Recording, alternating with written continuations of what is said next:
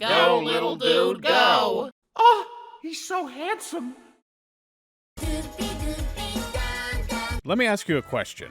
Have you ever decided to look at discussions for a subject you're into, only to find out that the other fans talking about it are kinda wrong? Like, not in the sense that you're just a dick and think your opinion's more valid than everyone else for this and that reason, or some other kind of self-entitlement thing. No, more like just, you know this info about the topic that should be leading discussion for how crucial it is to getting the picture, and yet nobody else seems to know about it or care, so instead they just structure that discussion like it isn't even a factor. You ever been in that spot before? Because I've been in that spot more than once at this point, and I feel like I'm actually losing my mind. Like, is this just how all internet discussion goes when you watch a few videos from guys who clearly don't know what they're talking about and then take it as gospel? Are we all just flailing around blindly hoping the whispers we heard were true based on the fact that one time some random guy said it was true with even a modicum of confidence? How did we get here as an internet culture?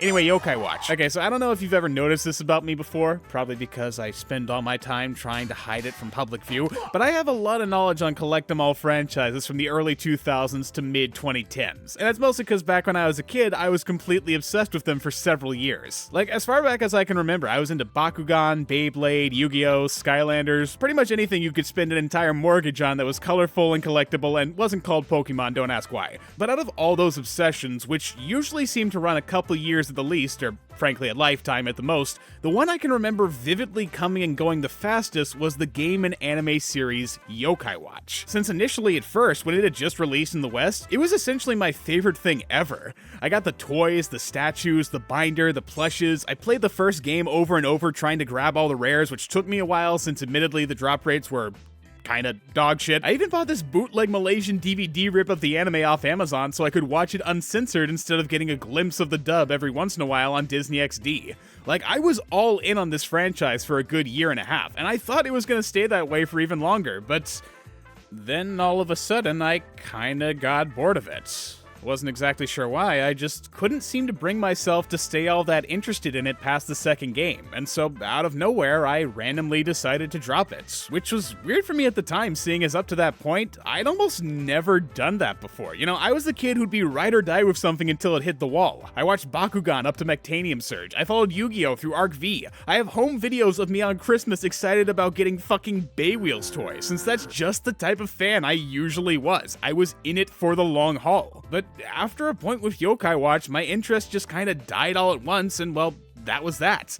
I couldn't tell you what caused it, there was just something about it that couldn't keep me hooked, even as a fan, and from what I can tell, I'm not the only one who's had this experience. Since if you look up Yokai Watch on YouTube or Reddit, you'll find page after page of people trying to figure out what went wrong. How did this series that got so big so fast find a way to straight up crash and burn so incredibly in under 3 years' time? I mean, after all, there have been loads of brands that lost steam as they went. Hell, I was into most of them, but those all have the distinction of only gradually dropping off as time went on, since it's supposed to be a slow descent. That's how trends work. But Yokai Watch didn't just roll down a hill to lesser relevance, it swan dived off a fucking skyscraper. Like, to put this into perspective, for a while, it was the Japanese franchise. 2 million copies sold for the first game, 7 million for the second. Toys flying off the shelves, they literally cannot keep them in stock. Kids are ranking the mascots higher than Pikachu in popularity polls. Its movie beat The Force Awakens box office. Its second tied with Rogue One. You wanna know how crazy it got? There was even a Japan exclusive Just Dance over there.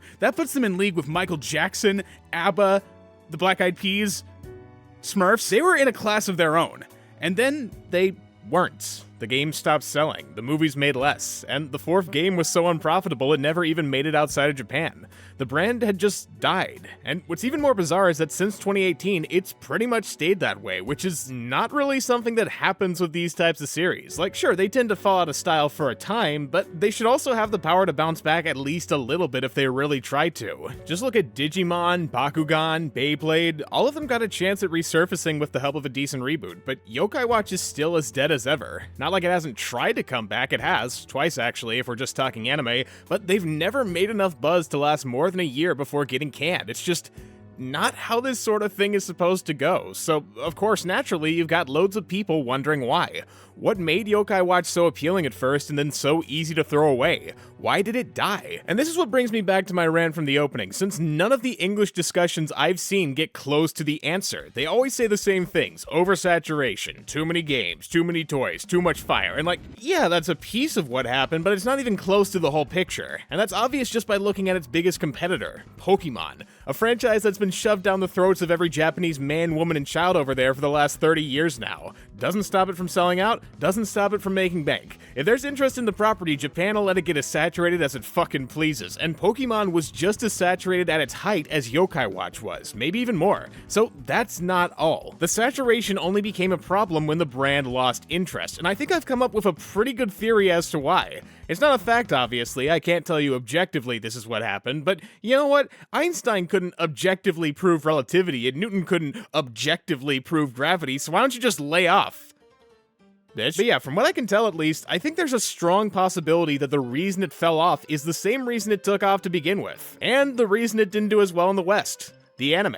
Because, like, American fans wouldn't know this as well, but Yokai Watch didn't start out being a massive hit in Japan. At the start, it only sold moderately well for a 3DS launch title. But that all changed with the release of the anime, which had such an effect on the brand thanks to its popularity that characters in the game were actually changed to act more like they did in the show, and that helped it sell. See, this was Yokai's big play in Japan. They weren't just going for a game series, they were building a multimedia franchise that helped feed back into itself. And though the game was the main thing that sold, it was the anime that drove them. It's why if you look at the ratings, the loss in viewership correlates to a loss in revenue. When people stopped watching the show, they stopped buying the games. And since the show over here aired on Disney XD, the crack house of kids television, it not only never got that same push in the US to be a multimedia hit leading to it underperforming, but also every Western discussion as a result gets centered on what the games did wrong, since we never got to know how important the anime was to its success. So basically, to sum it up, the key to figuring out what went wrong and right with this franchise all goes back to the anime. So that's what I'm gonna examine here. Questions? Yeah, you in the back? Did you really have to come up with this complicated premise just to talk about a show you liked as a kid? Yes. Alright, look, the truth is, I started this as a retrospective on a weird little show I used to love, but the more I looked into it, the more I realized that what I liked and didn't like about it could actually realistically explain why it took off but didn't stick around, which also correlates to my own experience with it as a kid. So hey, don't blame me for this, blame the universe. I'm on a mission from God. And his name is Komo-san. For real though, I think I can tell you how this whole thing happened just by examining the arc of quality the show took. And it all starts with the way it sets up its premise. So if you've ever watched a Collect-em-all series, you probably know at least some of the main tropes and cliches. For the main character, you gotta have either an eager, excitable klutz with a heart of gold and competitive spirit, or a radical badass the kids all wanna be who's got spiky hair and goggles and for whatever reason a bandage on his nose. As far as their goals are concerned, they gotta be on some soul-searching quest at 11 to be the best there ever was, or look for their missing parents, or find the ancient secret to whatever children's toy they're showing out. And when we're talking scope, it's gotta be unreasonably high to the point where spinning tops can cause terror attacks and part the Red Sea, and fuck it, bring about the end of the entire world if they wanna. How do they do that? Shut up. Watch this kid fight a fucking volcano with a Beyblade. Holy shit. And that's probably the biggest thing these shows had in common, the level of severity. Because they could have jokes every now and again, you know, they weren't trying to act like they were above comedy or anything, but at the end of the day when the going was tough, they took it very seriously. And that made sense. I mean, they don't want you to feel like a dork buying their products. They want you to feel like the world is yours for the taking. Oh, these aren't just children's cards you're playing with. No, they're ancient Egyptian gods sealed away in cheap disposable paper. And you, yes, you, 10-year-old child, are the bearer of these creatures. That's right. In our game, God is your bitch. And for a kid who doesn't even have the power to choose when they go to bed, that level of fantasy is appealing. But there's also only so many times you can do it before it starts getting a little bit stale and repetitive. Like, okay, kids' empowerment fantasies are never gonna go out of fashion per se, but it was so overdone by the time Yokai Watch came around that before it premiered, I just figured that's how these series all had to go. It wasn't a matter of choice, it was just the way of the world. End of story. So when Yokai Watch broke that mold by going for something that's so comparatively mundane, I could barely even fathom it as a concept. Like, on the surface starting out, it seems like any other show in this type of format. Yokai are spirits that cause everyday problems we never think about, and then one boy out of all of them gets the ability to fight back and make a difference. But see, this kid Keita has one main thing that makes him stand apart from other leads in his position. He doesn't give a shit. No, really, the first thing this kid does when he unknowingly frees a yokai butler, Whisper, from his capsule ball prison is to ask for his money back since he didn't get an actual prize from it. Because Keita isn't some go-getting dreamer or wannabe cool guy, he's just a fucking dude. He's a kid looking for bugs in the woods. You think he's gonna be interested in some mystical, magical fairy tale shit? That doesn't concern him. In fact, the first thing we ever learn about Keita is just how unbearably average he is. It's like his main character flaw. He doesn't have good or bad grades, he doesn't have interests, he doesn't have goals, he merely exists. And there's something so ungodly relatable about that as a kid, since yeah, sometimes you're not Dan Kuso or Yugi Moto or Ash Ketchum or whatever the Beyblade kid's name was, Gringo. Sometimes kids are perfectly satisfied living their day-to-day lives in their day-to-day world, hoping they'll grow up to go to business school and have 2.5 metric offspring. Not everyone wants to be a hero. So while putting that type of kid in the shoes of one might not sound logical, it's really just another kind of wish fulfillment for kids who like normalcy, since Keita doesn't have to stop living his life with this discovery. In fact, the only thing that's changed is now he can find ways to stop the yokai from interfering with it. And yeah, that's what the show's mainly about. It's mostly just Keita tries to live, yokai make it hard, Keita fights back. There's no overarching plans, tournaments, rivals, arcs. There's not really even a consistent villain. And that's because this is trying to be as close to real life as possible while having literal ghosts involved. Like, most of the time with these types of setups, you'd think it'd lead to Keita living this secret double identity as a yokai fighting superhero or something, since he feels obligated to use his powers wisely and protect the innocent. But that doesn't happen in this because yokai don't cause enough damage to warrant that kind of response. I mean, okay, sure, in the first episode, there's one that essentially causes divorce, and from time to time, there's some that bring some serious issues, but for the most part, it's just stuff like makes you blurt secrets, gives you back pain, puts a face on your stomach, and makes you jut it out at people comedically. Things Japanese kids deal with every day. Since they're not supposed to be big problems with life-altering ramifications, they're just explanations for little annoying traits and habits you come across all the time. It's designed to be relatably small scale, and that's also why Keita doesn't feel like using his powers responsibly. He's a kid. And normal kids aren't always paragons of virtue, they're flawed. So a lot of the time, Keita's just as capable of being a selfish little asshole as he is kind or sincere, and that's real. It's not like he's a bad person or anything, he's just extremely human. And so are the yokai he makes friendships with. Like, remember Whisper the butler? His running gag is that he is a dorky dilettante who pretends he knows shit about yokai but always has to look it up on his iPad since he's actually clueless. The mascot Jibanyan is a lazy freeloading pervert obsessed with a cat-themed idol group. Komasan is my son, don't you fucking talk about it. But seriously, think about if Pikachu was introduced smoking a cigarette. Doesn't that seem wrong?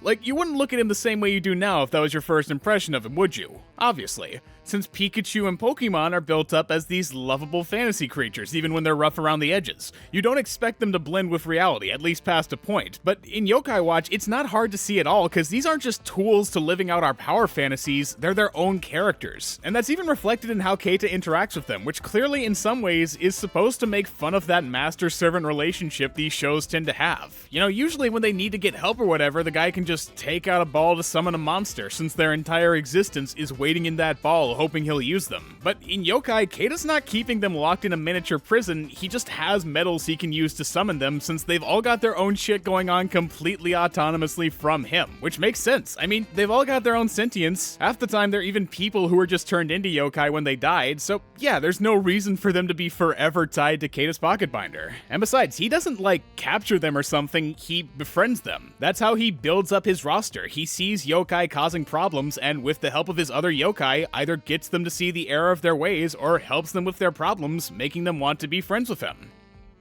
And okay, sometimes he just beats the shit out of them, but most of the time it's the former, at least early on. So when he summons them, it's just as likely they'll be in the midst of their own lives as they are ready to help. Mostly with this old guy in a dog's body, Jinminkin, who's always ending up in prison, meaning occasionally he just brings the cell with him. Like, from the start, they make it a point that yokai are their own people who aren't obligated to help if they don't want to. And it seems like such a small thing, but that distinction gives them so much depth and room for character when you really think about it, since it means every new yokai we meet isn't just an object or pet, but a person unto themselves. And the staff knew this was important to highlight, so it's never been just a show about Keita. The yokai themselves are just as much the stars, and I'm not just saying that symbolically. Literally, Yokai Watch is a variety show. It's segmented. So for any given episode, there could be 1, 2, or even 3 sub-stories that are just about following yokai characters, and they have a completely different feel from the Keita segments since they're not going for that relatable down-to-earth vibe as their main goal. Or well,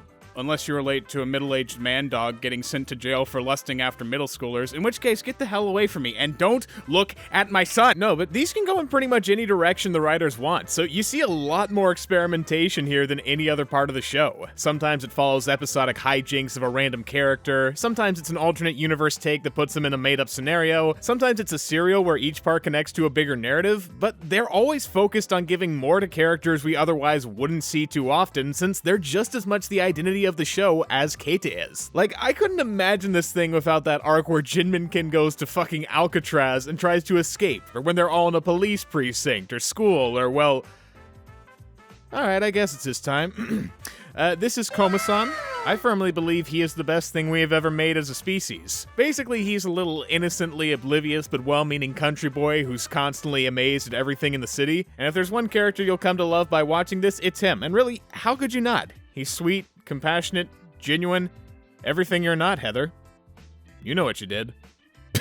But unironically, he is the best character in my opinion, and I think there was something really intentional about how him and Jinminkin were the first to get their own segments, seeing as in a way they kind of represent the opposite nuances of the show. You know, on one side, Koma-san represents the heart of the yokai in their complexities, how when you get down to it, a lot of yokai aren't malicious or even trying to cause harm. They just don't know what else to do in life, so they're kind of lost without that inconvenience they cause that gives them some meaning and definition. Lots of the early episodes are about discovering not just how to deal with yokai, but how to help them resolve their emotional turmoils and unfinished business that gave them their powers in the first place. A grandpa who grew apart from his grandkid trying to find her again by making her hungry, hoping it'd bring her back to the store they used to visit. A former pet frog causing cricks in the neck so they'll go to the massage partner of his owner, who was losing business before he died. A cat who thinks his owner hated him for dying to a truck trying to get strong enough to beat them so he'll be good enough for her. This is the humanity of Yokai Watch, the way it humanizes them as the spirits of longing so many of them ultimately are. And man, when this show wants to get an emotional moment from you, it fucking delivers. I don't think I can play it here just for copyright reasons, but look up the soundtrack song Deep Sorrow. I know I probably sound like a guy telling you to check out Thomas the Tank Engine Season 5 because that's when it gets really intense, but seriously, this song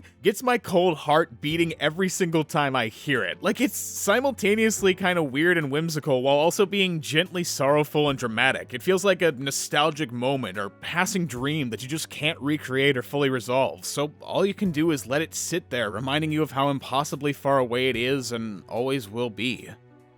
I swear I'm still talking about the Yokai Watch soundtrack here. Look, what do you want from me? This show is surprisingly effective at getting you to care and relate to these guys when it wants to in a really short amount of time. And Koma-san is sort of the physical amalgamation of that, since he's nothing but the purest parts of humanity trying to exist in a world it's inherently confused but astonished by. There is no hatred, there is no bitterness, there is only appreciation for the life he has.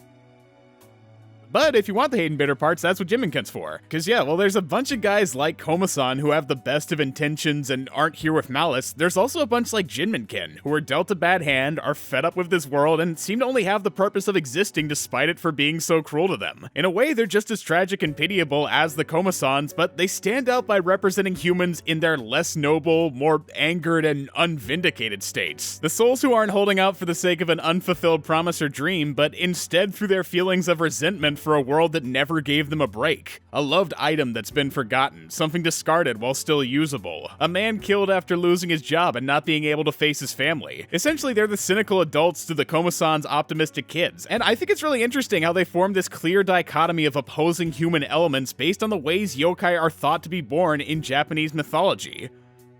Oh, and also Jinminkins are usually the, raunchier yokai? I mean, I already mentioned the fact he got locked up in Alcatraz and lusted for middle school girls, which, surprisingly unrelated, but the fact it can be so raunchy and adult sometimes is another bit that kinda makes it come off as more relatably real. Like, there's one episode where Keita's friend group basically try to watch softcore porn late at night and keep getting interrupted by a yokai, and I instantly felt way more endeared to him as a protagonist. See, this is what Beyblade was missing if it wanted me to remember Gringo's name. Make him an idle fan, a pervert, a pseudo-intellectual. Give me something real to latch onto. And if you can't do that, at least be unreasonably weird to the point I can barely comprehend you. It's me, Bruce Willisper. Yeah, that about does it. So if there's anything you remember from this show if you watched it growing up, it's probably something along the lines of Robanyan getting skewered and being into it, Bruce Willisper, Jinminkin befriending a serial killer, Will Smithburr, this trivia bear yokai who has a shit of knowledge eating his own knowledge shit, Leonardo DiCaprio. Look, the show's an absurdist comedy, so it's not surprising they do some weird stuff, but also, man, they really go all out with this shit at the start, and I honestly kind of respect them for it. Like, I get there's a chance you're sick of me saying this by now, but these kind of jokes don't just give the show a more relatable feel that sets it apart as distinctly in our world instead of some far-off fantasy place, but it also emphasizes how much more modern its whole approach to comedy is, cause god, this show's humor is so dry, self-aware, and cynical. You wouldn't expect it at all from the art or the fact it can pull off genuine emotion so seamlessly, but this knows exactly what it is, exactly what it looks like, and it uses that to get away with way more than it probably reasonably should be able to. Like, the gay Robanyan clip goes around every so often just because of how insane it is, but seriously, look at the way he's gyrating his hips asking for more. They did not give a fuck. It's no wonder adults seem to like it as much as kids did. And that sort of points to the biggest advantage Yokai Watch had as a franchise and a show. It knew how to play to both sides of the markets. Since it might subvert and make fun of the main tropes of collectibles to give an in for the guys who wouldn't be into this stuff otherwise, but it also plays all the right cards to bring in collectible fans. There's still the same serious emotions, character, lore, cash dispensers you can throw your money at, and if you know your stuff, you can actually tell what specifically they're being influenced by. It's just that unlike a lot of shows, they know how played out these ideas are, so to keep that familiar feeling without being just another asshole in the crowd, they've sort of reinterpreted them to fit in this newer world. So they're not reinventing the wheel or anything, they're just taking what exists and giving it new life through their own perspective. So, how did it all come crumbling down? I mean, the way I've been talking so far, it sounds like Yokai did exactly what every Pokemon wannabe dreams of doing and actually found its own identity. So how could they screw up that momentum when they've already cracked the code? Well, the first and most obvious thing is that although it had a great setup and a lot to distinguish it starting out, there also clearly wasn't much of a plan for it if it was going to run long term. And by that, I mean that as the show keeps chugging along, you start to realize it's missing some of the fundamental things a long-running series needs to stay interesting. For instance, a good sidecast. Like, I've already mentioned how fun the yokai themselves are, but aside from Whisper and Jibanyan, most of the time they're kinda incidental and only get summoned in from time to time. So for a majority of Kata's segments, the main recurring characters are the humans. And one of the first things you notice about them when you really pay attention is that they're all boring as fuck. I mean, not that they're awful or anything, they get the job done perfectly fine, but that's all they do. The parents are generic parents. The teacher is a generic teacher. The friends are generic friends. There's nothing about them or their relationships to Kata that stand out in any way. And yeah, the focus is mainly on the yokai, so by comparison, the humans aren't quite as important, but when you follow them around for literal hundreds of episodes, it starts to get annoying just how completely one-dimensional they are. It makes you start asking questions like, why does Kata have a crush on Fumi? Why is he friends with Kuma and Kanchi? What are his parents' personalities? Stuff you'd expect to have even a basic answer for by episode 5. But all these questions and more are pretty much never answered since the human characters aren't really characters. They're props. It doesn't matter that none of them have any defined goals or thoughts, it just matters that Kata's an average kid with an average life, so he needs to have all the average things those type of kids tend to have. And you know, at first you don't really even notice it since you're focused on the concepts and the twists in the genre, but once you're 45 episodes in, it's hard not to recognize just the shallowness of it all. Like, oh, maybe part of the reason the show's got all the segments like it does is to cover up how basic most Kata stories are that they can't run for any longer. But wait, no, basic isn't the right word here. They're not just basic, they're repetitive. So repetitive, especially if you're binging them like I was. Now, I didn't watch the whole show for this video just because there's literally over 200 episodes, but I did watch the first 60 or so, plus another random 40-ish in chunks from all the other periods. And even though I was intentionally spacing it out to get a good sampling of every era, the Kata segments particularly got so boring to watch after a while thanks to their repetitive structure. Like, every so often they shake it up a bit just to make sure you're not completely catatonic, but about 80% of the time for the main part of the show, they just do the same shits. 1.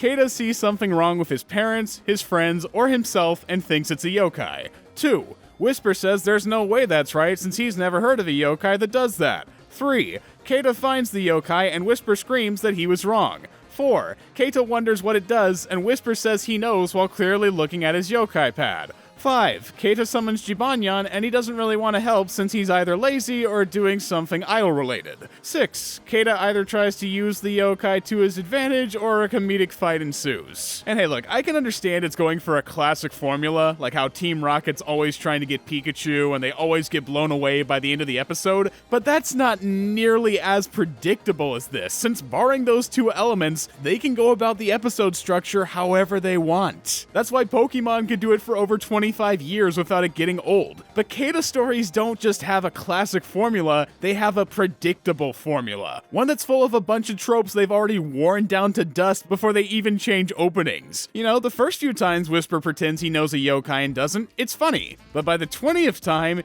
it's annoying. And by the 200th time, I want to curb stomp him. Like, there's only so many ways Keita can watch the same few characters do the same few things in the same few locations and act sorta weird because they're being possessed. There's only so many ways Keita can be insecure about being average. And there's only so many ways he can get a new watch variant before you realize it doesn't actually change anything other than the summoning sequence and the color of the fucking medals. But it's all they can do to show any kind of progress since otherwise nothing changes. And the reason nothing changes is because on top of the human cast, they never try to develop the main trio that much as characters. And to be clear here, when I say development, I'm not talking about full-blown character arcs. I know that's not the vibe the show's going for, but they should still have at least a little more complexity after a point, right? Like, take Rigby from Regular Show. In the first few episodes, we learn he's an immature slacker who gets into petty fights he knows he can't win. But by the end of the second season, we've learned he's insecure about himself, that he's a prankster, a schemer, a smooth talker, someone who gets in over his head super easily but always has your back when it counts. You know, he naturally develops the more time we spend watching him on screen.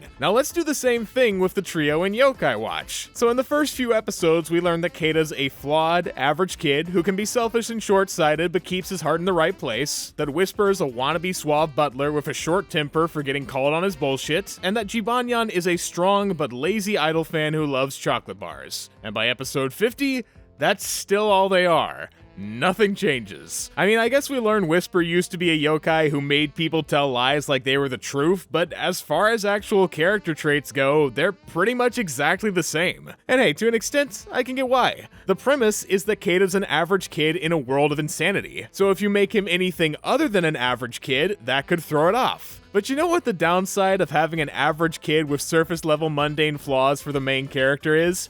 He gets boring to watch really fast. And like, you can get away with that for a while by making the focus the yokai, but just like with characters, when you keep the story so similar, the audience is naturally gonna start picking up on things that repeat. So when one of the main things that repeat is your character being sad he's average, it's only gonna take so long before they realize he has nothing else. And it's even worse in the movies, where he's pretty much always in the background of other people's more engaging stories since he's not interesting enough to drive a plot by himself. Maybe he could have been if they gave him room to grow, but the structure of the show is so rigid it never lets us see him as anything else. So eventually, it paradoxically turns the thing that made him different into the thing that makes him dull. And I think the writers actually kinda caught on to this, since around the start of the second season, they finally made a massive change for once and added new main characters. That's what you wanted, right? Right, so instead of addressing the actual issues, the staff decided to just add a new set of leads entirely for more variety, since that's never backfired before. Never. Never. Okay, to be completely fair here, this new girl Inaho isn't even close to as bad an idea as any of those were. In fact, from a conceptual standpoint, she's kinda cool. See, for the first two games, you either played as boy character or girl character, a lot like Pokemon, so for the show, they got translated to Keita and his love interest Fumi. But her just being the love interest made her feel less like a character worth playing as. So in the third game, they made up a proper girl protag with Inaho, and she's not bad. She's another more unusual lead in these types of shows shows as a bubbly otaku with ADHD and a wild imagination. She's got her own set of characters to interact with who are fun enough and way better than any of Keita's. She has a good dynamic with her own partner Uesapyan, who plays a pretty good straight man with his nerdy, wants to be taken seriously persona that gets mad at Inaho losing interest so often. It works, but it doesn't solve the problem with Keita or his portion's overall stagnation, and after long enough, though her stories aren't nearly as rigid, if for no other reason than just to stand out from him, Inaho falls to the same problem of never getting anything new to keep her interesting as a character. It's not as bad as Keita, since her and Uesapyan are better defined, but it still happens. And so seeing as they'd already done it once so far, the show just kinda keeps on that trajectory of adding new characters to spice it up. Like, it's 100% the Fairly OddParents effect, and it gets excessive really fast. Oh hey guys, look! It's our new neighbor, Tamanyan. He's like Jibanyan, but American. So he's got a guitar, and he says, oh my god, and he turns people into blonde-haired, blue-eyed Aryan Ubermenches. Wait, doesn't that haircut look a little familiar? Oh, look! He comes with a fat American guy who also has a watch but doesn't know how to use it. Oh, America. And whoa, look at this. It's an American version of Komasan. He's like Komasan, but American.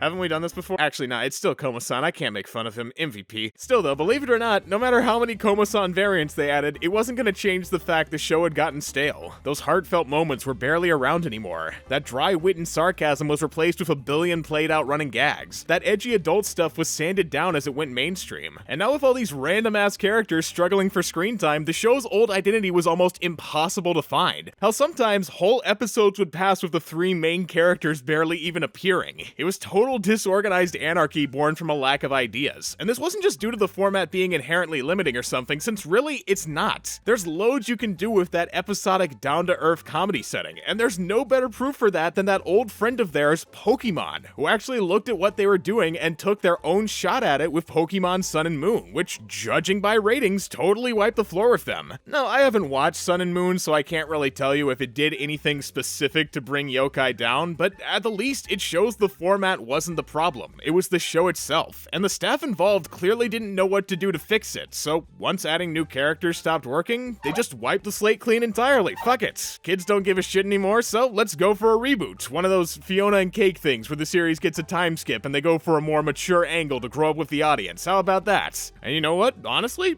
they sort of pulled it off. Like, I haven't watched the series so far just because, well, I want to get this video out before the end of the year. Plus, I don't really want to go into the reboots here, seeing as this is more about the main show, but I did watch both the movies Shadowside and Forever Friends, and they're solid. They introduced some new concepts for yokai that bring them back a bit more to their mythological roots. They each have new casts and teams that get way more depth than anyone in the main show. They keep a touch of that lightheartedness while treating themselves seriously with some honestly pretty cool redesigns. It's kind of the perfect way to go about this type of leap, and looking at ratings, it seems like this did respark some interest in the brand when the show was running, so they probably could have had a future here if they just stuck with it for a while. But then Yokai Watch 4 came out and didn't do nearly as well as Level 5 was hoping, so they scrapped it for another rebrand, and this time it's a mecha school life Yokai Academy thing, where the cast is a bunch of students who vaguely resemble yokai, and they, like, let the new yokai inspirit them to get Power Ranger-style tokusatsu forms, and, what, is that a giant pile of shit? What, now they're fighting a meteor? I mean, I guess it's not unwatchable, but also, who is this for? Was there an overlap between Kamen Rider and Yokai Watch fans? It's just, I don't get it. I don't get what they were doing here. And apparently neither did Japan, since the film underperformed, the show underperformed, the game really underperformed, everything underperformed. So yet again, just as fast as they made it happen, they undid the rebrand to go back to the old format with Keita. And as far as I can tell, it's just more of the same. Hell yeah, baby. Definition of insanity. My fucking favorite.